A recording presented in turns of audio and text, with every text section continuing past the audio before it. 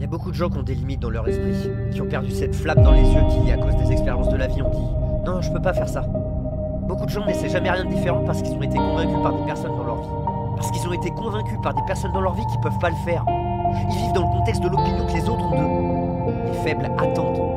Beaucoup de personnes doutent d'elles-mêmes, parce qu'ils ont envisagé de faire quelque chose à un moment critique de leur vie. Quelqu'un qu'ils respectaient et honoraient, quelqu'un en qui ils avaient confiance leur a dit « Tu peux pas faire ça » et ils ont accepté.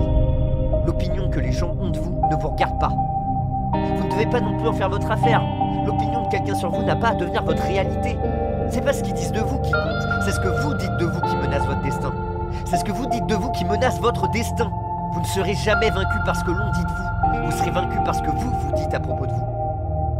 À quoi ressemblerait votre vie si vous décidiez de ne pas vous soucier de ce que les gens pensent de vous?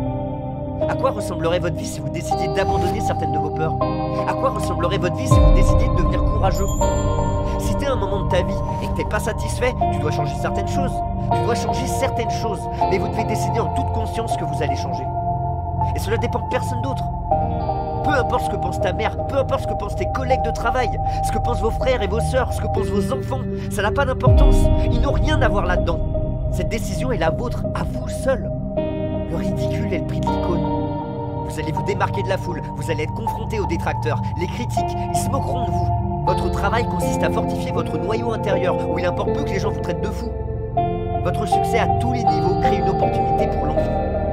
La seule façon de l'éviter est de rester à terre. Si vous êtes mort, même les animaux ne vous mordront pas. Le risque d'être mordu est le prix à payer pour se relever. Et vous devez décider si vous êtes préoccupé par le fait d'être mordu ou vous êtes prêt à passer le reste de votre vie à vous relever. D'être mordu, vous êtes prêt à passer le reste de votre vie à rester. Ou est-ce qu'il y a quelque chose qui pompe à l'intérieur de vous qui vous dit « Morsure ou pas, je me lève, je vais être le meilleur moi-même ». Je vais faire tout ce que je peux faire, même si cela risque que vous me détestiez, je vais le faire. Chaque putain de commentaire négatif devrait vous inciter à une action productive. Chaque fois que quelqu'un vous dit quelque chose, vous devez faire ce qui va les obliger à manger, qui lui fera avaler ses paroles. Tout de suite, ne cédez pas.